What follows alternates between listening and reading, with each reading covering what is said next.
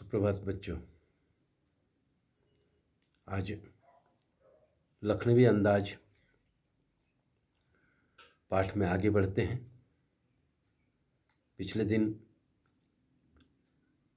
लखनवी नवाब के अंदाज का वर्णन लेखक कर रहे थे, उस पर चर्चा कर रहे थे हम लोग। आइए आगे बढ़ते हैं।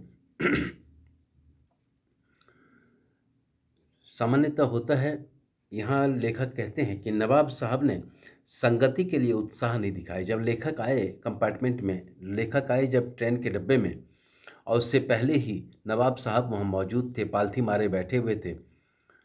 तो जब कोई पहला आदमी पहले से हो और दूसरा कोई आए तो पहला जो है वो औपचारिकता बस बोले ना सही, लेकिन चेहरे पर एक स्वागत का भाव होता है। चलिए अच्छा हुआ, आइए, एक से दो भले। किंतु यहाँ पर लेखक कहते हैं कि नवाब साहब के चेहरे पर किसी प्रकार की कोई प्रतिक्रिया नहीं हुई। उसका वर्णन कर रहे हैं कि नवाब साहब ने संगति के लिए उत्साह नहीं दिखाया। हमने भी उनके सामने की बर्थ पर बैठकर आत्मसम्मान में आंखें चुरा ली। लेखक हैं और साहित्य से संबंध होने के कारण, साहित्यकार होने के कारण लोगों से जुड़ना इनकी नियति है। लेकिन आज आत्मसम्मान में इन्होंने नजरें चुरा ली, क्योंकि अगर आप बात नहीं करोगे तो हमें क्या पड़ी है।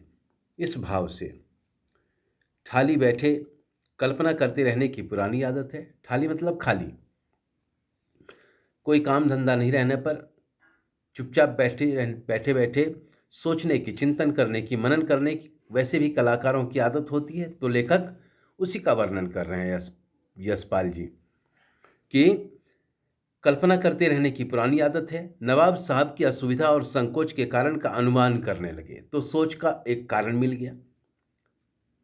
मैंने कहा ना कि बिना कारण के कार्य नहीं होता, तो लेखक को एक कारण मिल गया। कारण क्या था कि नवाब साहब की परिस्थिति क्या है, क्यों नवाब साहब ने उनके स्वागत में या उनके आने पर नवाब साहब के चेहरे पर किसी प्रकार का कोई प्रतिक्रिया नहीं हुआ।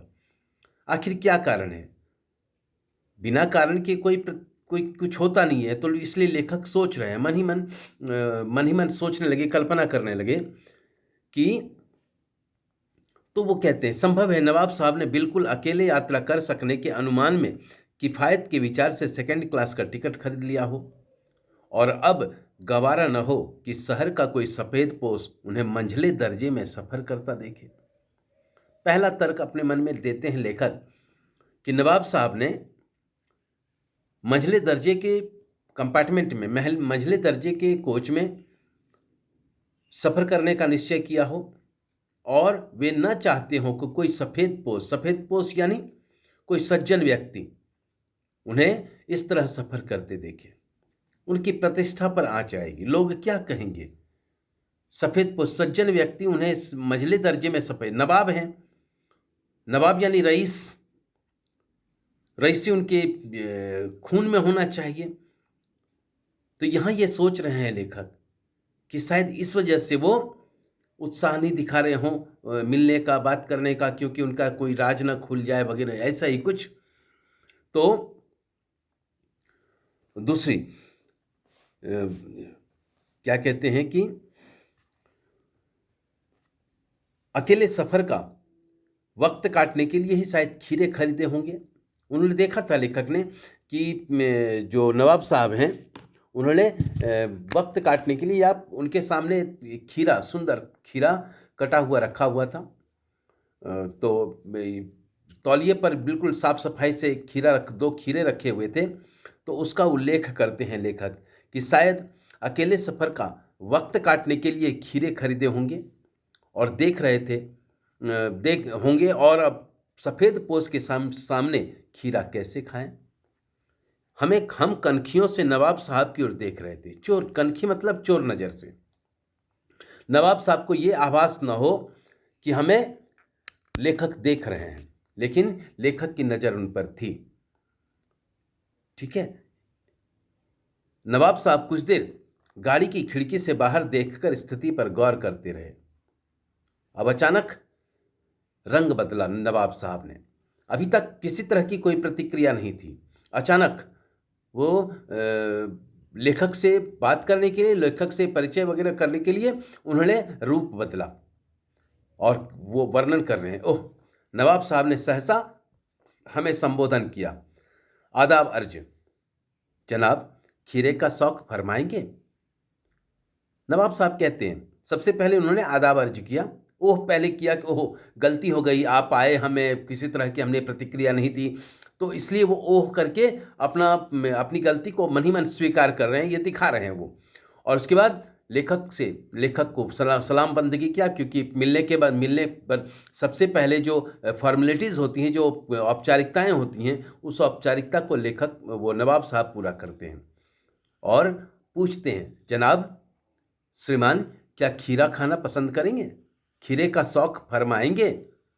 नवाब साहब का सहसा भाव परिवर्तन अच्छा नहीं लगा। कहते हैं ना कि चोर या कोई भी बुरा से बुरा आदमी, बुरा हो तो कोई बात नहीं, सभी जानते हैं वो बुरा है, लेकिन वो अगर अच्छा बनने का ढोंग करने लगे, अच्छा बनने का नाटक करने लगे, तो वो ज़्यादा खतरनाक हो जाता है। यहाँ इस भाव को, ये नहीं मैं कह रहा कि नवाब साहब बुरे थे, मैं ये बताने का प्रयास कर रहा हूँ कि ये प्रवृत्ति होती है। अभी तक उन्होंने मतलब वो शिष्टाचार नहीं दिखाया। आपने अगर कभी सफ़र किया होगा तो ट्रेन वगैरह में मूल रूप से, क्योंकि बस में तो किसी तरह का वैसी परिस्थिति नहीं बनती है। बस में तो सब अपने काम में मगन रहते, अपने आप में मगन रहते हैं। वहाँ आमने सामने किसी का ये नहीं रहता, एक तरफ मुँह करके बैठे तो अपने में मगन है। लेकिन ट्रेन में ऐसा नहीं होता। ट्रेन में चूँकि सभी एक दूसरे के सामने बैठते हैं, तो किसी न किसी प्रकार की प्रतिक्रिया चेहरे पर या माने स्वभाव में, नेचर में होने लगता है, प्रवृत्ति में होता आता है। तो ये चीज़ वो लेखक बताने का प्रयास कर रहे हैं। अभी तक नवाब साहब ने किसी तरह की प्रतिक्रिया नहीं दिखाई और अचानक वो औपचारिकताएं निभा रहे हैं, तो इसलिए लेखक कहते हैं कि अच्छा नहीं लगा।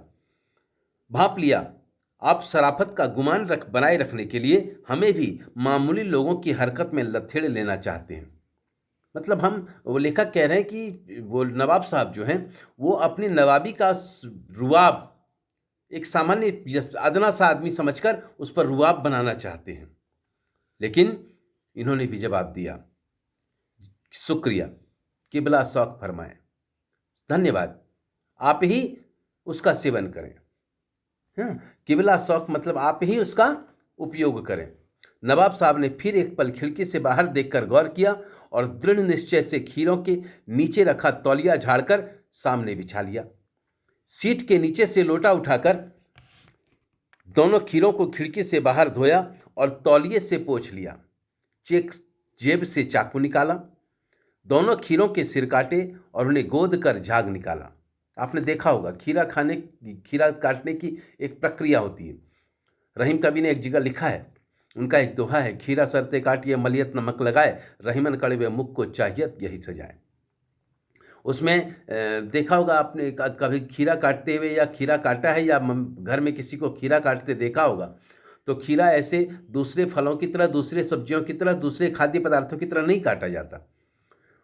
खीरा का जो ऊपर वाला भाग होता है, सर जिस मुंह कहते हैं, उसे पहले काटा जाता है।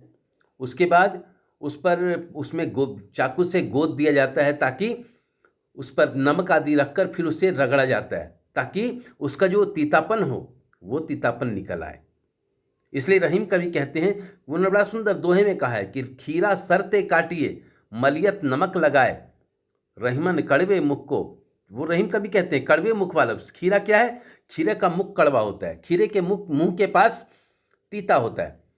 तो वही कहते हैं जो कड़वे मुख वाले होते हैं उनके साथ यही व्यवहार होना चाहिए। ऐसा नहीं है कि कड़वे मुख वाले का सर काट के उस पर नमक लगाकर गूंदते हैं और तो ऐसा नहीं। कहने का मतलब है कि जो कड़वे मुख वाले, जो कठोर बोलते हैं, उनके साथ समाज में ऐसा ही व्यवहार होता है व्यावहारिक तौर पर। तो उस चीज़ का उल्लेख मैं ये कह रहा था। तो खीरे की प्रवृत्ति होती है, खीरा काटने से पहले ऐसा करते हैं, वो चीज़ उन्होंने लेखक यहाँ दिखा रहे हैं। तो फिर खीरों को बहुत एहतियात से छीलकर फांकों को करने से तौलिए पर सजाते गए। ये सब उनकी प्रवृत्ति है।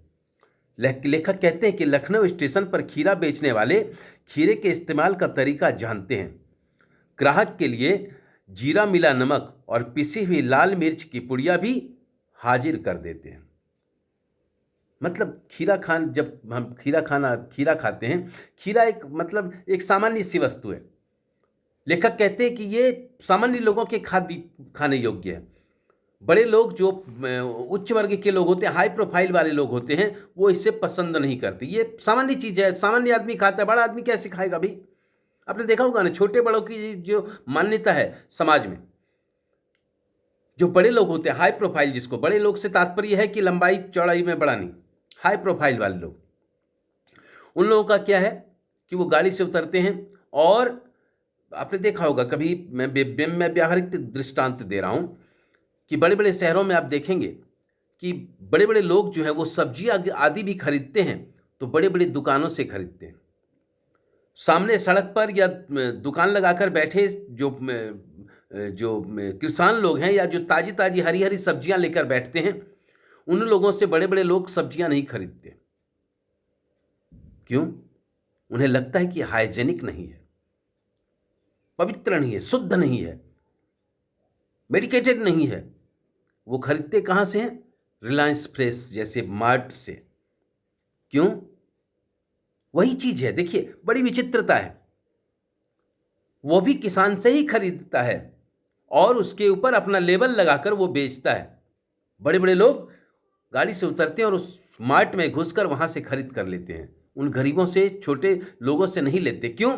क्योंकि वो छोटा आदमी है, उससे जो लेगा तो प्रतिष्ठा पर आंच आएगी, छोटे कहे जाएंगे, देखो बड़ा आदमी, इतना बड़ा आदमी होकर। ये जो सोच है लोगों की, लेखक ने इस कहानी या इन दृष्टांतों के माध्यम से उस चीज पर व्यंग्य करने का प्रयास किया। तो बच्चों, आज इतना ही। धन्यवाद।